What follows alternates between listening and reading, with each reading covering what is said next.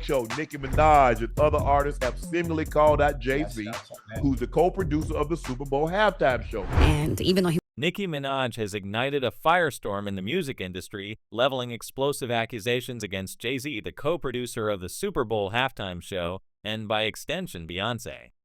Her claims are not subtle jabs or veiled references, but a direct, unfiltered assault on two of the industry's most powerful figures.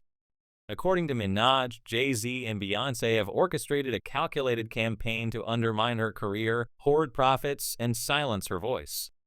This isn't the typical celebrity feud fueled by petty grievances. It's a raw, visceral outcry from an artist who believes she's been systematically sidelined.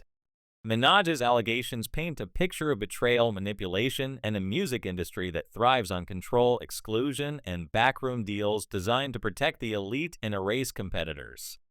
For years, Minaj says she played by the industry's unspoken rules, navigating its politics while carving out her place as one of hip-hop's most enduring figures.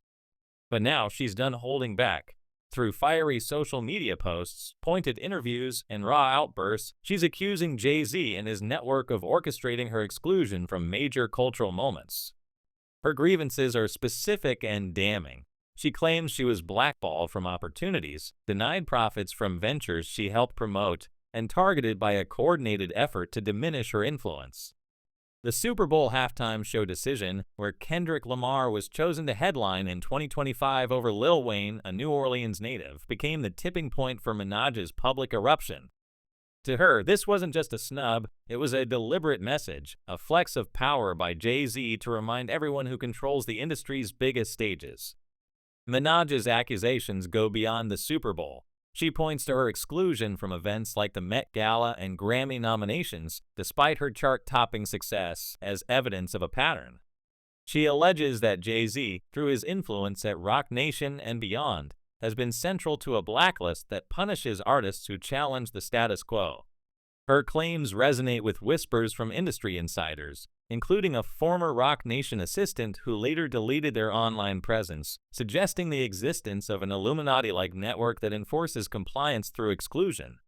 These rumors, while unproven, add fuel to Minaj's narrative that her career setbacks are not random but orchestrated. The heart of Minaj's grievances lies in her experience with Tidal, the music streaming platform Jay-Z once spearheaded. She claims she was one of its most vocal promoters, doing interviews, social media campaigns, and exclusives to boost its visibility. When Tidal was sold for over $300 million, reports suggested that artist stakeholders received payouts of around $9 million each. Minaj, however, says she didn't see a single cent. She accuses Jay-Z of keeping the profits for himself while offering her nothing but silence. When she raised questions, she alleges she was met with a smear campaign labeling her as difficult or erratic, a tactic she says is straight out of the music industry's playbook to discredit dissenting voices before they gain traction. Minaj's anger extends to what she perceives as personal vendettas. She points to Jay-Z's alleged grudges against Birdman, Drake, and herself, stemming from past business dealings, including Roc Nation's rejection of her team during early management talks. These old wounds, she claims, have fueled Jay-Z's decisions to sideline her and others associated with Young Money.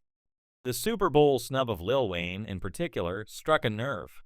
Wayne, a New Orleans icon, was overlooked for the 2025 halftime show in his hometown, while Kendrick Lamar, a West Coast rapper tied to Roc Nation's business interests, was given the spotlight.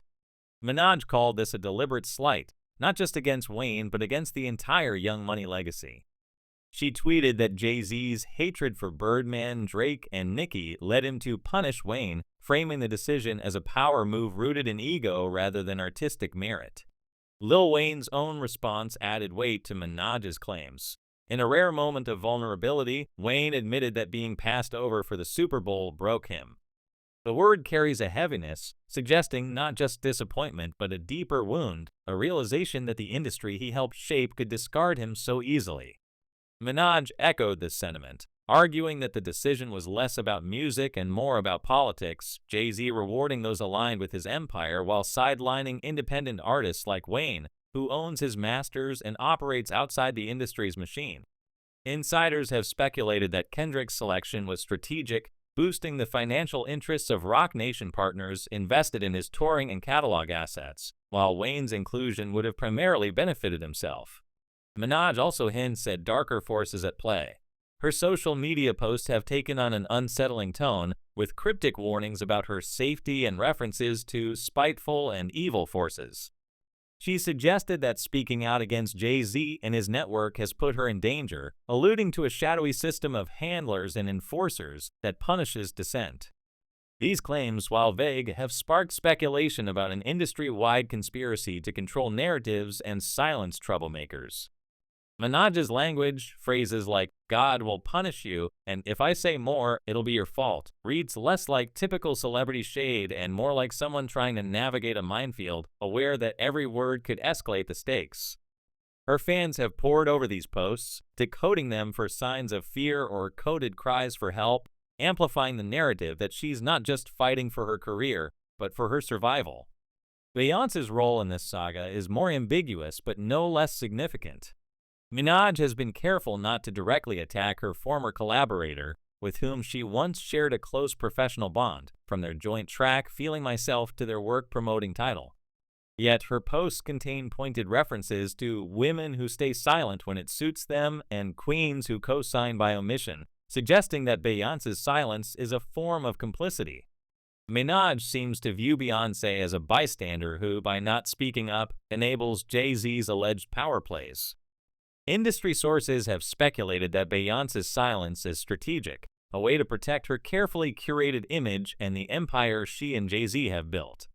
A former music executive claimed that Beyoncé's team has been proactive in keeping her clear of messy public disputes, even if it means distancing herself from former allies like Minaj.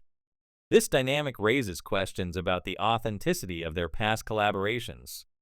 Were they genuine partnerships, or were they calculated moves to keep Minaj within the fold, visible but never too powerful?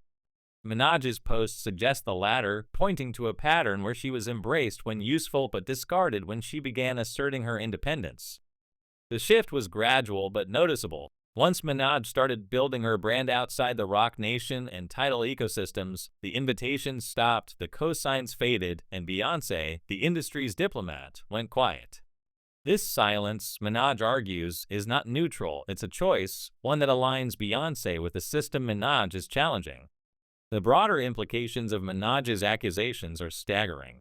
She's not just calling out two individuals, but an entire industry structure that, in her view, operates like a machine designed to protect the powerful and marginalize the rebellious.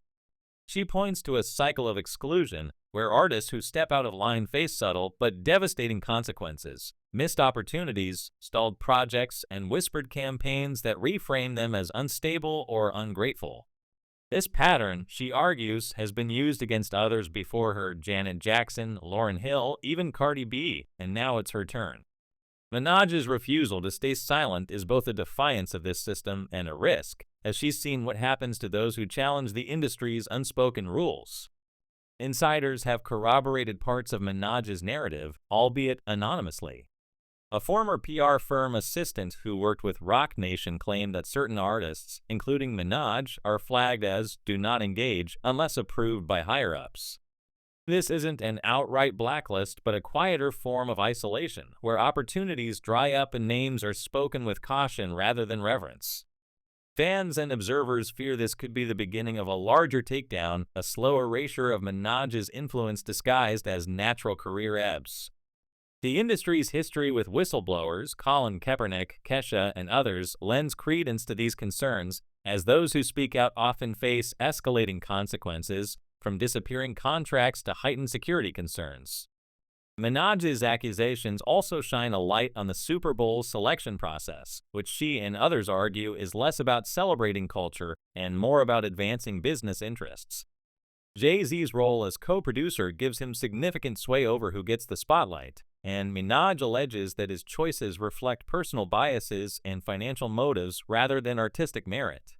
The decision to bypass Lil Wayne, a cultural icon in New Orleans, for Kendrick Lamar, whose team has ties to Roc Nation's investments, is seen as a prime example. Some sources claim Jay-Z offered Wayne a guest spot as a consolation, a move Minaj and others, including Birdman, dismissed as insulting, a side door entry meant to appease rather than honor.